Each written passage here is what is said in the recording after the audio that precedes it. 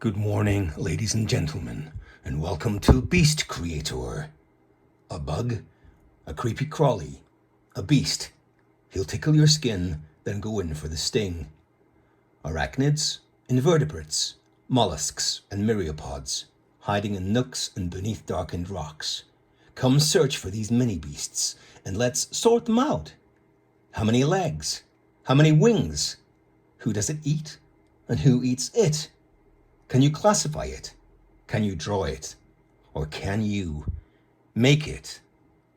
This is Beast Creator. Good morning, St. Genevieve class. This is Mr. McCarroll. I think you can see me on the screen. Hello. It's not the guy who does the voiceovers on X Factor. It is, in fact, me, Mr. McCarroll. Just wanted to say hello and to show you a bit about our topic, which I believe is Beast Creator. And I know that some of you are already the experts. I've been swatting, as I said in my message on Friday, and trying to find out the best way forward for all of us. So I thought I'd show us a quick few slides, then we can have a think together. So as we know, the name of our topic is Beast Creator. But what does that mean? We focus and look at mini beasts. But what is a mini beast? Do any of you know already? Let's find out together. It says mini beasts are also known as invertebrates. This is a creature without either an internal skeleton or a backbone. As humans, we have internal skeletons, so we are called vertebrates. Mini beast facts. There are around 40,000 species of mini beasts in Britain. About 97% of creatures on Earth are invertebrates. Gosh, that's astonishing. Mini beasts, vitally and very importantly, help to pollinate plants. In the food chain, mini beasts are food for other creatures such as birds and reptiles. So right now, off the top of your heads, how many different mini beasts can you think of right now? Hello, I'm just going to pop you here to help you a little with that question. I've got some pictures here. So if you've been on a walk today or been in the garden earlier today or planning to go on a walk out in the countryside in the park with your friends a bit later today, or who knows, later in the week or at the weekend, I'm sure some of you will have passed some of these guys already. So see if you can work out what these are. As I look at them with you, think about what they look like. How are they made up? Think of those questions that voiceover man was saying at the start. Think about what they might eat or who might eat them. Could you actually make these as a model or draw it as a fine line sketch? Think about how its body is made up and its eyes. How many legs does it have? How does it move? What does it eat? So that's our first little friend. I've got some more for us to think about. It is actually incredible. These are so close up.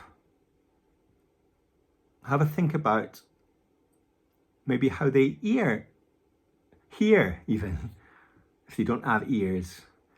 Think about their senses. How do they touch? How do they smell? How do they see? How do they move? Why are they those colours, do you think? Think about habitats, so think about where they live. Another one here. Looking at this one, because of its colouring, you may recognise this one. And I believe the last thing you want to do is annoy him. Moving on to our next one, who, just like St. Genevieve and all the other classes in St. John's, work well together as a team. But again, because this is such a close-up photograph, just have a look at their bodies. How many legs? How do they hear? How do they see? How do they move? And this mini beast, I'm sure you'll recognise this one instantly. And I'm sure most of you, if not all of you, know that this guy starts life as something completely different. But again, think about how its body is constructed. How are those colours chosen? How is it adapted and changed? So it does have those spots. How does it move? How does it hear? How does it see? This little fellow, I'm sure we all recognise. But again, if I hold it a bit closer, how has it developed those colours and those spots? How does it move? What senses does it use the most, perhaps? And we have another one of ones we had before. I'm carefully not using their names because I want you to try to remember what these are called. All of them.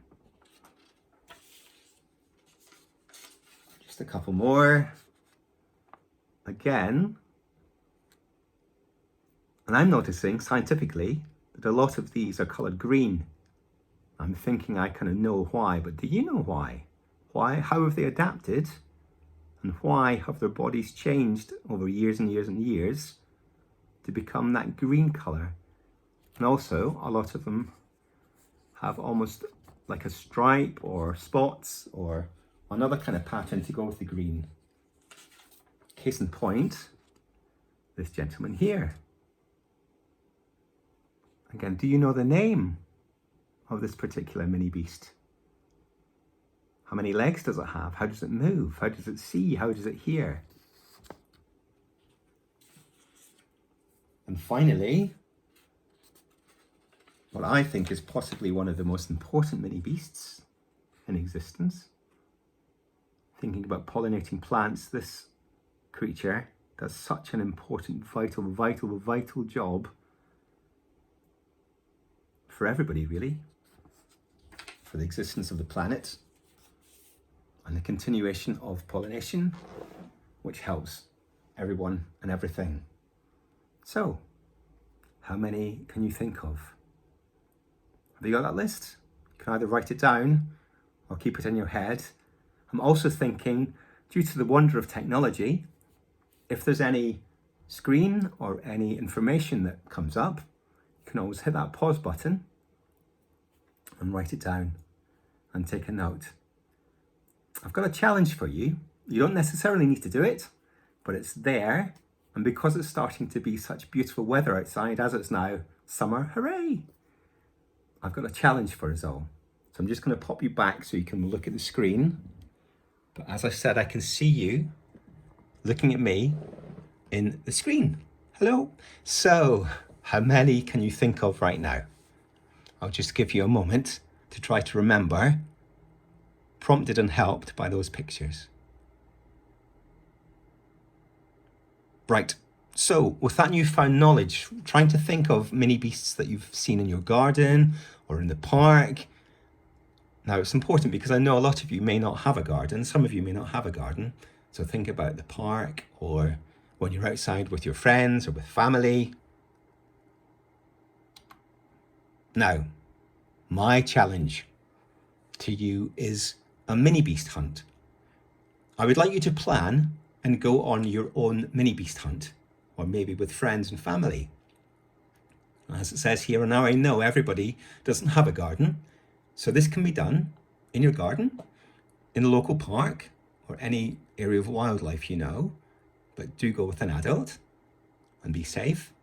Or as a last resort, if you're unable to go into the garden or go to the park, you can research on the internet and try to discover as many mini beasts as possible. Now, where do you think we might find mini beasts?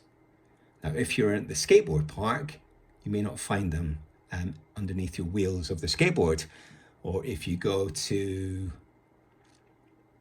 a pond, you might not find mini beasts by standing beside a pond. You need to be more investigative. You need to be more exploratory. You need to start thinking and looking around you. Where might they be? They may be on trees. They may be in the mud, on the walls, or under rocks, etc. Now, this screen is one that you might want to pause to have a closer read of. Now, 3 ways to collect mini beasts are, and their names are, the first one is called tree beating. Now, you need to be safe and sensible. It means you hit the tree, but don't go crazy. We want the tree to look and feel the way it was when you first saw it as it is when you leave it. So if you hold a small sheet or large piece of paper beneath or very close to a tree, kind of underneath the area you're focused on, and then strike it safely and securely, you may be surprised at what bug life falls out. And then you may be able to have a closer look at your specimens of all of the mini beasts you've gathered. The second way is called log turning. If you find a log of wood that looks like it has been lying in the same position for a very long time, then gently roll it over and feast your eyes. You may be able to find a lot of mini beasts underneath there. But again, always leave countryside when you leave it the way you discovered it when you found it. So be careful though to put the log back the way you found it. Finally, the third method is called net sweeping. Once again, I know that not everybody will have a net, like a butterfly net or one of those, but carefully sweeping a net close to trees and plants may uncover a vast and surprising amount of mini beast wildlife. Now, when you're on the hunt, I want you to be able to remember what you've discovered. So you will need to record which mini beasts you find, where you found them, and what their habitat or home is like. So again, get your finger on that pause button if you want to take these notes down. When doing this, also consider what each mini beast needs to survive. As a further challenge, you could also make a map and plan to show the route you took and create a key to show where each mini beast was found. Now, when you create your table, this is what your table might look like. So the first column here is what we saw or what you saw. So what type of beast or what species of mini beast did you see? The next column, where we saw it, or its micro-habitat. Again, we'll look at this vocabulary in more depth at a later time. How many did you see together? We may start to discover and understand that mini beasts live together. Think about those ants that work together in such big groups.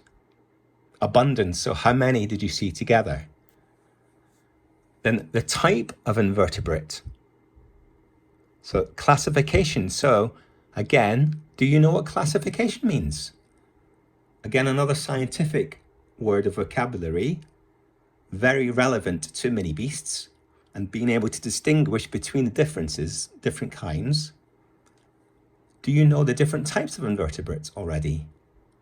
And what it looked like? The final column, can you maybe do a little sketch or a little tiny drawing to remember, to remind you, to prompt you when you're recalling what you discovered? If I have a closer look here, you can see this is an example that somebody's done already. So what we saw, the species of mini beast was a ladybird. Where we saw it, on a bush. How many we saw? The abundance, we saw 4 together. The type of invertebrate is insect. Then this amazing drawing, what it looked like. You can very distinctly see the markings and the leg and the body of a ladybird. And noting as well what it looked like. So this helps us to remember it had a red body with black spots and 6 legs. Thinking about habitat as that additional challenge. Did you find it on the bark of a tree? Did you find it on plants? Did you find it in the sky? Did you find it in the soil? Or did you find it under rocks? So this form of sheet is slightly different because it already has the names of a series of mini beasts already there printed for you. So if you wanted to do it that way, you could. And this will help us to find out and establish exactly where or what microhabitat each of these mini beasts live in. So we have dragonfly, snail, bee, cranefly, ant, butterfly, beetle, woodlouse, fly, worm, millipede, and ladybird. So if you want to hit the pause button, I'll just wait for a moment here so you could have a closer look at this sheet.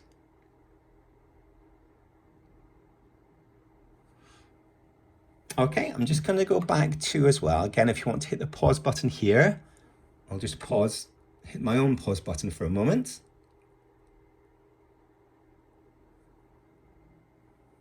There. Okay, and finally, this is the web address of the clip from the BBC Bite Size. So the images of all of those mini beasts that we saw together at the start with VoiceOver Man. If you want to pause and write this down, there's actually a voiceover that goes with that clip as well. Very informative, very interesting to see lots of different types of mini beast. And next time, what did you find? And next time will be time to feedback your findings. And another discovery you can make, I mentioned this book of Charlotte's Web.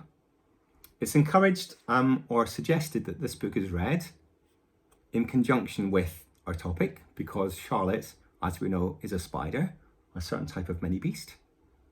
But your challenge, if you have the book, or if you can maybe find an electronic copy, as I asked or suggested, can you discover what the name of the pig is? And the little girl. So the name of the little girl and the pig. Apart from that, best of luck with your discoveries.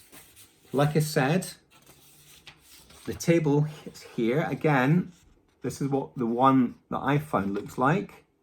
So if you want to hit the pause button, starting to think about that scientific vocabulary. And finally, this one is more connected with the habitats, or should I say habitats and microhabitats of the different types of mini beast. So we are going on not a bear hunt, we are going on a mini beast hunt. Happy hunting, and I hope you enjoy the weather and being outside in the beautiful surrounding countryside that we're so lucky to have around us. And make the most of your time out together. And remember, have lots of fun. And I'll see you again on Thursday. Happy hunting. And until then, stay safe.